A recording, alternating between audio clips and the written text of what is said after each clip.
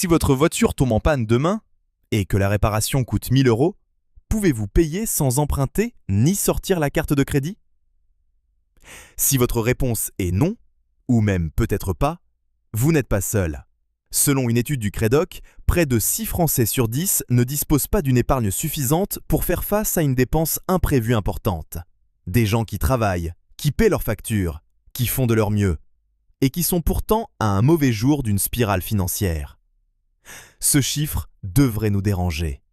Dans cette vidéo, on va voir exactement pourquoi ça arrive. 5 erreurs financières précises qui vident silencieusement votre sécurité. Et surtout, ce que vous pouvez faire concrètement dès cette semaine. Pas de miracle, pas de jugement, juste un regard honnête sur où part l'argent et comment commencer à le rediriger. Vous gérez par feeling, pas par chiffres. La plupart des gens pensent avoir le contrôle de leurs dépenses. Ils ont l'impression d'être prudents. Mais un sentiment, ce n'est pas un budget. La Banque de France le confirme régulièrement. Une grande partie des ménages français ne suivent leurs dépenses d'aucune façon structurée. Quand vous n'avez pas un chiffre écrit, un montant réel que vous surveillez chaque mois, les petites fuites deviennent invisibles. Un abonnement Netflix par-ci, un Uber Eats par-là, une application qui se renouvelle automatiquement et que vous avez oubliée. La solution n'est pas compliquée, elle est ennuyeuse. Notez ce qui rentre et ce qui sort chaque mois.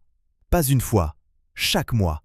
Les personnes qui font ça, même avec un simple tableau Excel, économisent systématiquement plus que celles qui gèrent au feeling. Le simple fait de regarder le chiffre change votre comportement. Épargnez ce qu'il reste à la fin du mois. Voilà un piège qui touche des millions de Français. Ils prévoient d'épargner ce qui reste en fin de mois. Le problème? Il ne reste presque jamais rien. La vie remplit l'espace disponible. Les dépenses s'étendent. Et le mois se termine avec 20 euros sur le compte et de bonnes intentions. L'INSEE montre que le taux d'épargne des ménages français est correct en moyenne. Mais cette moyenne cache une réalité brutale. Une grande partie des foyers n'épargnent quasiment rien, pendant qu'une minorité épargne beaucoup. Et si vous pensez que ça n'arrive qu'aux ménages modestes, restez avec moi, parce que l'erreur numéro 3 va vous surprendre. Elle touche encore plus durement les personnes qui gagnent plus qu'elles ne pensent avoir besoin. La solution s'appelle « se payer en premier ». Avant de régler la moindre facture ce mois-ci, transférez un montant fixe, même 30, même 50 euros, directement sur un livret A ou un compte épargne séparé.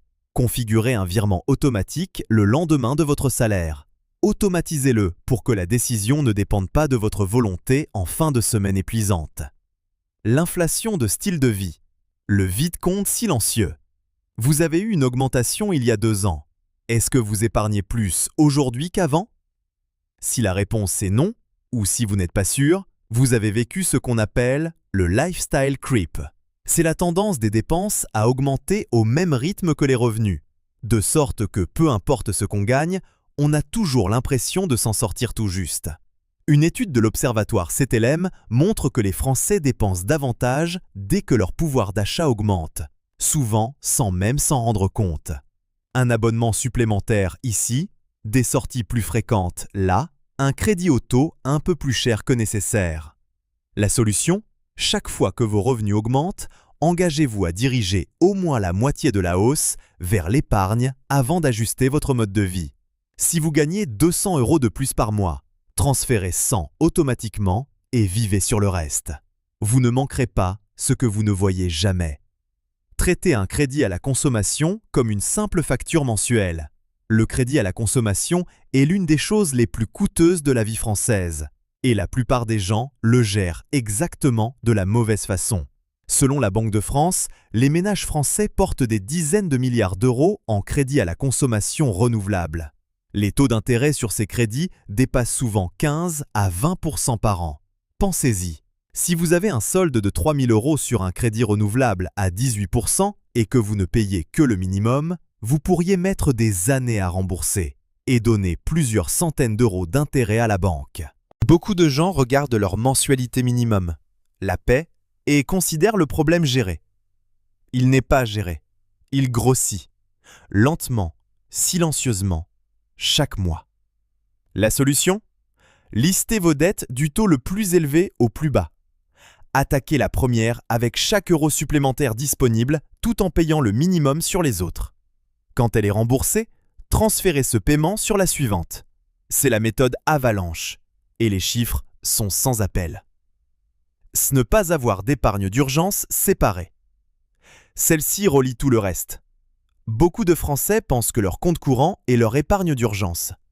Ce qui s'y trouve, c'est ce qu'ils utiliseront. Mais voilà ce que les données montrent vraiment. Et c'est la partie que la plupart des vidéos financières survolent. Restez avec moi, parce que les 2 dernières minutes contiennent la seule séquence en 3 étapes dont vous avez besoin pour commencer dès aujourd'hui. Les enquêtes de la Banque de France montrent année après année que les ménages sans épargne de précaution dédiée ont beaucoup plus tendance à recourir aux découverts bancaires, au crédit à la consommation ou à l'aide familiale quand une dépense imprévue arrive.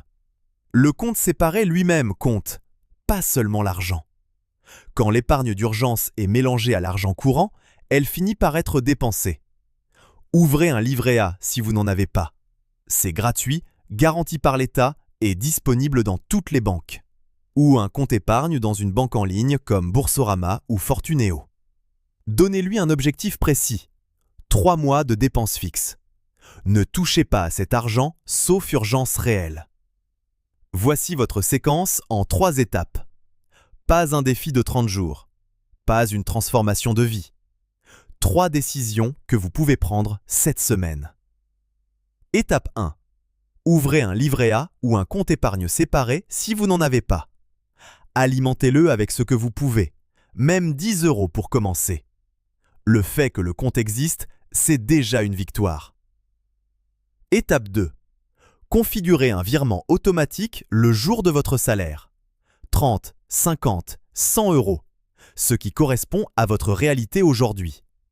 Un seul virement, automatique. C'est fait. Étape 3. Identifiez une fuite de dépenses cette semaine. Remontez 30 jours en arrière dans votre application bancaire. Cherchez un prélèvement qui vous a surpris ou un abonnement oublié. Annulez-le et redirigez ce montant vers votre épargne. C'est tout. 3 étapes. Elles ne règlent pas tout, mais elles lancent la dynamique. Et la dynamique, répétée sur des mois, c'est ce qui change tout. L'objectif n'est pas la perfection. L'objectif, c'est de ne plus être à une réparation de voiture d'une crise. La plupart des gens y arrivent non pas grâce à une aubaine, mais grâce à de petites décisions ennuyeuses, répétées, prises tranquillement au fil du temps. Si cette vidéo vous a été utile, partagez-la avec quelqu'un qui pourrait en avoir besoin.